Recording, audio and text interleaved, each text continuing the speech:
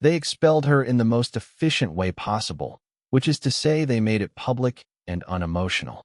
No shouting, no dramatic pause, just a name called out across the parade ground, and a short instruction delivered loud enough for everyone nearby to hear. Pack your gear. Report to admin training complete. People nearby kept their eyes forward like they were supposed to, but everyone was listening. Everyone always listens when someone is removed. It's a reminder that no matter how hard you trained yesterday, today could still be your last day. She stood there for a moment longer than expected, not arguing, not asking why. That hesitation alone was enough for a few observers to decide she had known this was coming. The rumor machine started immediately. She must have failed an evaluation. She must have been injured and hidden it. She must have cracked under pressure. That's how these stories usually go, and people prefer familiar explanations because they don't require much thought. When she finally moved, she did it by the book. One step back into formation, then out. No slumped shoulders. No visible anger. That almost made it worse in the eyes of others. If she had looked devastated, it would have confirmed their assumptions.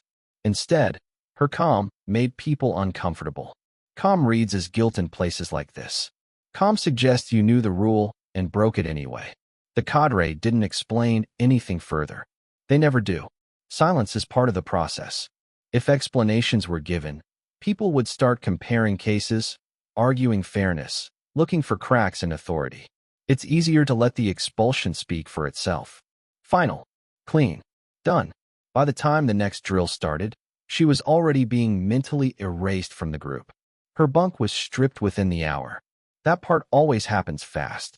Gear returned, name removed from the roster, locker reassigned. Someone else folded the space she had occupied into their own without saying a word.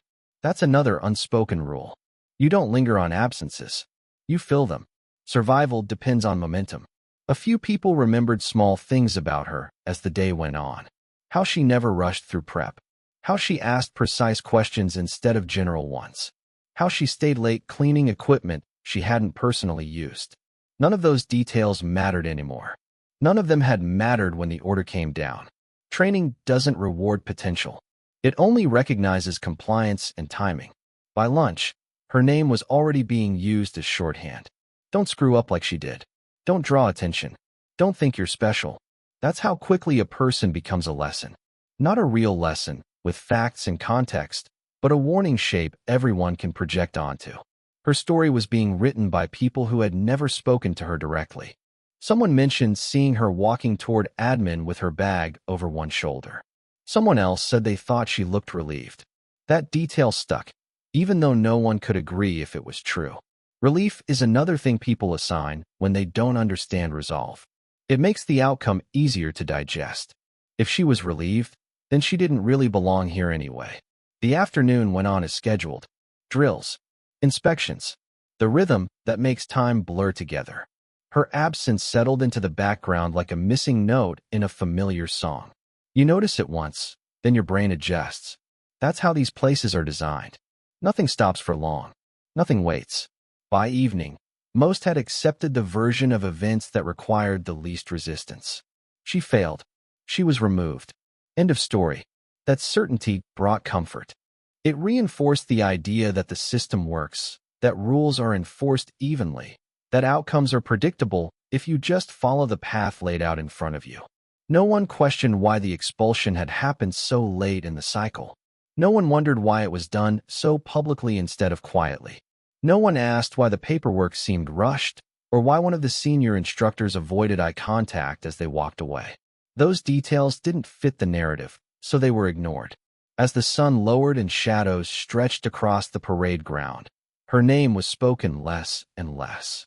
By the time evening formation ended, she was already becoming a footnote, a cautionary reference point, a closed file in people's minds, and the idea that this was the final chapter settled in so deeply that no one thought to look up when the distant sound of rotors began to cut through the air once the decision was made public. Assumptions filled the gap where facts should have been. That gap always gets filled. People don't like empty space, especially in environments built on order and explanation. If someone is expelled, there must be a reason that fits the system. The system can't be wrong, so the person must be. The first assumption was physical. That's the easiest one. Maybe she couldn't keep up. Maybe she fell behind on runs, failed an endurance test, or aggravated an injury she didn't report. Physical failure is clean and familiar.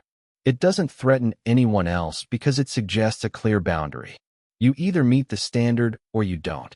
Most people were comfortable with that idea, even if they had seen her perform well before. The next assumption was mental. That one spread quietly. People talked about stress, pressure, cracking at the wrong moment. Someone said they noticed her being quiet the day before, which suddenly became evidence of internal collapse. Silence gets reinterpreted quickly when someone is no longer there to explain it. The mind fills in what it wants to see. Mental failure is more unsettling, but it still keeps the system intact. It says the training did its job and filtered out weakness. Then there was the disciplinary angle. That rumor moved faster than the others. A violation. A rule broken. Something she shouldn't have done. No one knew what it was, but that didn't matter. The lack of specifics made it more flexible. Everyone could imagine a different mistake and feel reassured that they would never make that particular one. Discipline failures are useful that way. They let people draw invisible lines between themselves and the expelled. Each assumption served a purpose. Together, they built a narrative that allowed everyone else to keep going without friction. If she failed, then their place was secure. If she broke a rule, then obedience was still rewarded. If she cracked, then toughness still meant survival. No one had to question the timing, the method, or the silence that followed. What made the assumption stick was how little she reacted. People expected tears, anger, or at least visible frustration. When none of that appeared, it gave others permission to decide what her calm meant. They called it resignation, acceptance, guilt, anything except control. Control would suggest intent, and intent would complicate the story. A few people replayed past moments in their heads, looking for signs they had missed. A slow response during a drill. A pause before answering a question. A look exchanged with an instructor that now seemed loaded with meaning. Memory is flexible under pressure. It reshapes itself to support whatever conclusion feels safest. There was also an unspoken assumption that she must have known this was coming. That idea spread quietly, like it didn't want to be examined too closely. If she knew, then the suddenness wasn't cruel. If she knew, then the public nature of it was justified. If she knew, then no one else needed to feel uneasy about how quickly someone could be removed. No one asked her directly, because asking would have required risk. You don't chase answers from someone who's already been marked as gone. Association itself can feel dangerous. Curiosity gets suppressed when hierarchy is involved. People learn early that staying uninformed can be a form of protection. The instructors didn't correct any of the assumptions. They didn't confirm them either. That silence was interpreted as validation. In places like this, silence from authority often carries more weight than explanation. If something were truly unfair, someone would say something. That belief keeps the structure stable, even when it's built on incomplete information. As the hours passed, the assumptions hardened. What started as speculation became certainty. People repeated pieces of the story as if they were facts, adjusting details to make them fit better. By the time evening routines began, the version of events most people carried felt solid and complete, even though none of them had actually witnessed the reason for her expulsion. What went unnoticed was how quickly the assumptions erased complexity. She stopped being a full person and became a category. The one who failed. The one who broke a rule. The one who couldn't handle it. Categories are efficient. They save time. They prevent uncomfortable questions from forming. A few individuals felt a flicker of doubt. They remembered moments that didn't align with the story being told. Her consistency. Her awareness. The way instructors sometimes listened more carefully when she spoke. Those details hovered briefly, then were pushed aside. Doubt slows things down, and nothing here was designed to slow down. By the time lights out approached, the assumptions had done their job. The space where uncertainty had existed was sealed over, smoothed flat, and reinforced with repetition. The idea that there might be another explanation felt unnecessary, almost disruptive, and the comfort of believing the obvious outweighed the effort it would take to imagine anything else. What no one talked about was what actually happened during training, because it didn't fit cleanly into any of the assumptions people were trading back and forth. The truth was quieter and more complicated, and it unfolded in small moments that didn't look dramatic unless you knew exactly what to watch for. It started with an exercise that was meant to test decision-making under fatigue. Nothing unusual on the surface. Limited time, conflicting instructions, simulated pressure. Everyone was expected to follow the same process they had been taught, even when it felt inefficient. Especially when it felt inefficient. The point wasn't speed. It was obedience to procedure. She noticed something early that others missed. A timing mismatch in the scenario. Two elements that couldn't logically happen in the sequence they were presented. Most people ignored it. When you're tired, you trust the script. Questioning it costs energy. She didn't ignore it.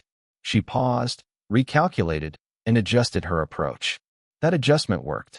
The outcome was cleaner, faster. It solved the problem as it actually existed, not as it was supposed to exist on paper. From a results standpoint, it was the best performance in the group. From a training standpoint, it was a deviation. An instructor flagged it immediately, not aggressively. Just a note. A question asked twice. Why didn't you follow the prescribed steps? She answered honestly. Because the situation didn't match the steps. Her tone wasn't defensive. It was factual. That mattered less than she probably realized. Training environments like this are built to test reliability before creativity. You prove you can be trusted with freedom by first demonstrating restraint. She had skipped a layer.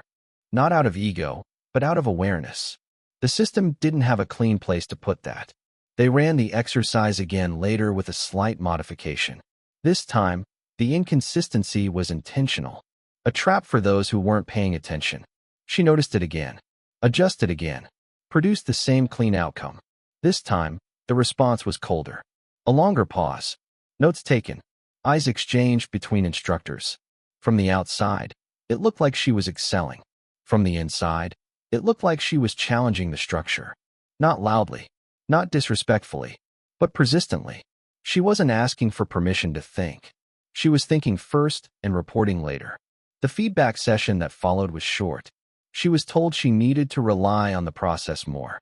She asked one clarifying question. If the process leads to failure in a live environment, do we still follow it? That question landed badly. Not because it was wrong, but because it shifted the ground under the training objective. The answer she received was careful and unsatisfying. In training, you follow the process. In the field, you adapt. The implication was clear. This was not the field. She nodded. She didn't argue. That was interpreted as agreement. What went unsaid was that she had already been operating in field mode. Her mindset had skipped ahead of the curriculum. That gap created tension that no one acknowledged directly. It's difficult to tell someone they're being removed not for failure, but for being out of sequence. Later that day, another evaluation took place. This one was more procedural. Checklists, timing, compliance. She passed every measurable requirement. But the earlier deviation had already been noted. Context sticks even when performance improves. The final conversation happened away from the group. No raised voices. No accusation.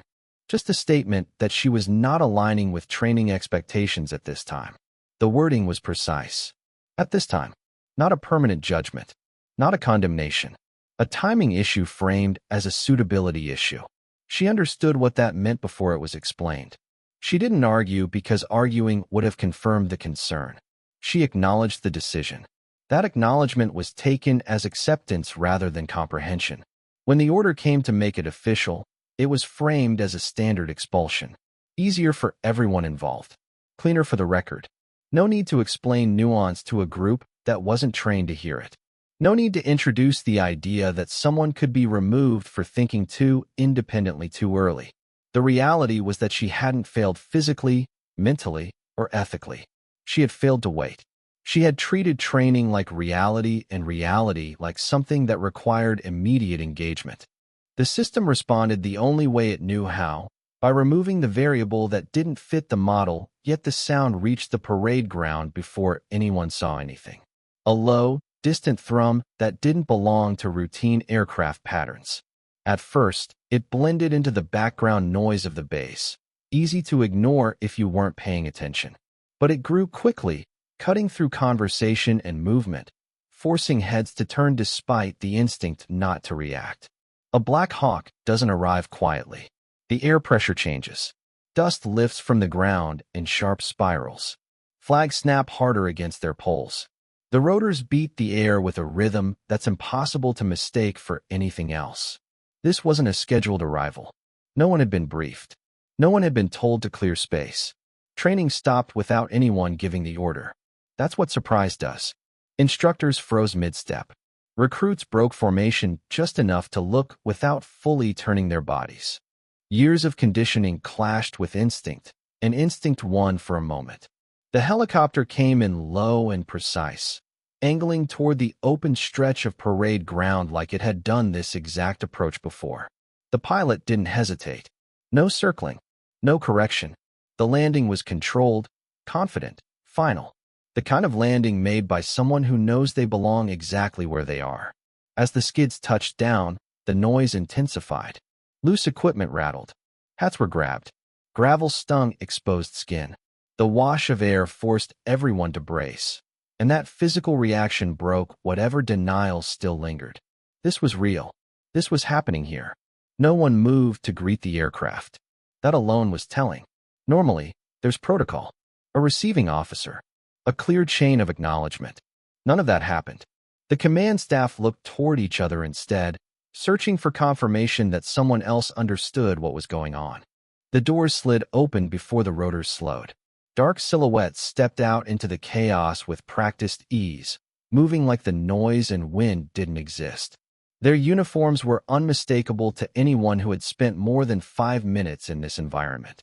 No patches needed explaining. No introductions required. Conversation stopped entirely. Even the instructors who had spent years maintaining authority felt the shift. Rank matters, but context matters more. And this context wasn't theirs. The SEALs didn't scan the crowd aimlessly. They looked like they already knew what they were there for. One of them spoke briefly to the crew chief, then pointed toward the administrative building. Not aggressively, casually, like someone indicating a parked car. That small gesture unsettled more people than the helicopter itself. This wasn't a visit. It was a retrieval. Someone finally found their voice and approached, stopping at a careful distance. There was a question asked, though few heard the exact words over the fading roar of the rotors. The response was short, calm, professional. It didn't include justification. Word began to move faster than sound ever could. Speculation flared and died within seconds. Every assumption formed earlier in the day cracked under the weight of what was standing on the parade ground now. Expelled recruits don't get this kind of attention. Mistakes don't warrant special arrivals. The helicopter stayed running. That detail mattered. Engines idling meant time was limited. This was not a conversation-heavy operation. Whatever needed to happen had already been decided somewhere far above this base. The SEALs didn't wait to be escorted. They moved with quiet authority toward the building, boots hitting pavement in steady cadence. People stepped out of the way without being told to. That instinctive compliance said more than any shouted command could have. Inside admin, the shift was immediate. Paperwork paused. Phones were covered. A senior officer was summoned, then another. Doors closed. Voices dropped. The tone changed from procedural to careful. Outside, no one spoke, but everyone watched. Training had fully stopped now. No one pretended otherwise. The parade ground had become an audience without seats, standing in suspended disbelief as the meaning of the day rearranged itself in real time. Minutes stretched longer than they should have. The helicopter continued to idle, rotors beating time into the air like a reminder that this moment had a deadline. The SEALs emerged again, this time with someone walking between them. She looked exactly the same as she had earlier. Same posture, same controlled expression. The only difference was where she was headed now. As she crossed the parade ground, eyes followed her openly. No one looked away this time. The assumptions from earlier didn't survive the sight of her moving toward a waiting Black Hawk instead of a gate. One of the SEALs opened the door for her. Another handed her a headset. There was no rush, but there was no hesitation either. This was a practiced sequence, executed without drama. An instructor took a half step forward, then stopped. Whatever question formed didn't make it past the understanding that this moment was no longer theirs to influence. She climbed aboard without looking back. The door slid shut. The rotors surged louder, lifting dust and certainty off the ground in equal measure. As the helicopter began to rise, the reality set in that whatever mistake had been made earlier that day wasn't hers. For a few seconds after the helicopter lifted, no one spoke. The sound faded into the distance, but the disruption stayed behind, hanging over the parade ground like unsettled dust. Training hadn't resumed yet, because no one knew how to resume it. The structure everyone relied on had just been bypassed, and that left a silence no drill could immediately fix. The question moved through the group without being asked out loud. Who were they there for? At first, some people still tried to protect the old assumptions. Maybe it was unrelated. Maybe the SEALs were there on other business and she was just being moved as a formality. That idea didn't last long. Too many details didn't align. The timing, the direction they pointed, the way they walked straight to admin without checking in. Instructors gathered in small clusters, speaking quietly. Rank lines blurred as people deferred upward, trying to locate the authority that could explain what had just happened. When none appeared, the unease deepened. Bases run on clarity. When clarity disappears, speculation fills the vacuum fast. Someone remembered seeing her with a senior visitor weeks earlier. Someone else recalled a phone call she had been pulled from formation to take, something brushed off at the time as routine. Those moments resurfaced now, rearranged into a new pattern. What had once seemed insignificant started to look intentional. The idea that the SEALs had come for her specifically settled in slowly, then all at once. It wasn't announced. It didn't need to be. Everyone reached the same conclusion independently, and that collective realization carried weight. You could feel it in the way people stood straighter, quieter, like they were suddenly aware they had misjudged something important. She hadn't been removed because she was unqualified. She had been removed because she didn't belong in that lane anymore. That distinction hit hard. Training is built on the belief that it's the highest standard available, the proving ground everyone aspires to. Seeing someone pulled out by a unit that represents an entirely different tier forced a recalibration. A few instructors replayed earlier interactions in their heads, this time with new context. The questions she asked, the way she framed problems, the lack of hesitation when decisions were required. Those weren't signs of defiance. They were markers of someone already operating at a different altitude. Admin staff stayed silent. No clarification came down the chain. That silence confirmed more than any explanation could have. If this had been a mistake, it would have been corrected quickly. Mistakes cause paperwork. This caused none. By the time training resumed, it did so mechanically. Movements were executed, commands followed, but the energy had shifted. People were distracted, not by fear, but by the uncomfortable awareness that the system they trusted wasn't the full picture. There were layers above it, layers that could reach down and remove someone without warning. The question evolved from who were they there for to why weren't we told. That one lingered longer. It suggested that not everything trainees see is meant to be understood in real time. Some decisions are made far away, based on information that never reaches the parade ground. Later, someone quietly confirmed what many already suspected. She had been identified months earlier, observed, evaluated outside the visible structure of training. Her placement there had never been about completion. It had been about assessment. Training was a filter, not a destination. The expulsion wasn't a failure. It was a signal that her window there had closed. The SEALs didn't arrive to reverse a decision. They arrived to enact the next one. That realization unsettled people in a different way. It meant the public removal hadn't been a punishment. It had been a handoff. Clean, visible, and deliberately misleading to anyone without clearance to know better. Some felt embarrassed. Others felt impressed. A few felt something closer to resentment, though they wouldn't have named it that. It's hard to accept that someone beside you was running a different race without you noticing. Her absence now carried a different weight. She wasn't the one who failed. She was the one who outgrew the space too quickly. That reframing changed how people remembered her, how they replayed the day, how they interpreted their own place within the system. The SEALs had come for her because she had already been vetted in ways no one on that parade ground was qualified to witness. The helicopter wasn't a rescue or a correction. It was confirmation that she had been seen, selected, and reassigned long before anyone thought to label her as expelled. The lesson didn't arrive as a briefing or a correction. It settled in quietly, long after the rotors faded and the parade ground returned to something resembling normal. It wasn't written down, and no one officially acknowledged it, but everyone felt it pressing against their understanding of how things worked. Up until that day, most people believed effort followed a straight line. You train, you endure, you comply, and you either pass or fail based on visible standards. That belief makes hardship manageable. It gives pain a purpose and rules a kind of fairness. What happened disrupted that comfort without offering a replacement explanation. The first part of the lesson was about visibility.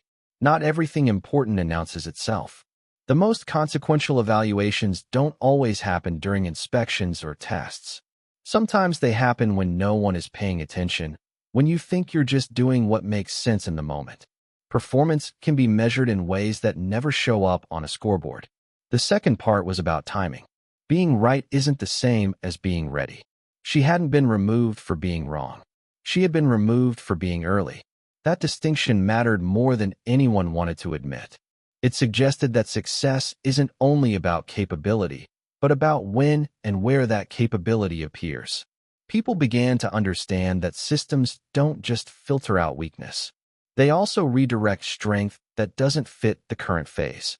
That idea challenged the assumption that the path in front of them was the only path upward. There were exits that weren't failures and endings that weren't losses. Another lesson followed close behind, less comfortable than the others. Authority doesn't always explain itself. Decisions made above a certain level don't come with closure for the people who witness their effects. Wanting clarity doesn't entitle you to it. The absence of explanation isn't always neglect. Sometimes it's intentional containment. That realization changed how people interpreted silence. The quiet from instructors after the incident wasn't ignorance or avoidance. It was boundary. There were things they couldn't say without stepping outside their lane. Respecting hierarchy sometimes means accepting that you won't be included in the full picture. There was also a lesson about judgment. How quickly people had filled in the blanks when she was expelled.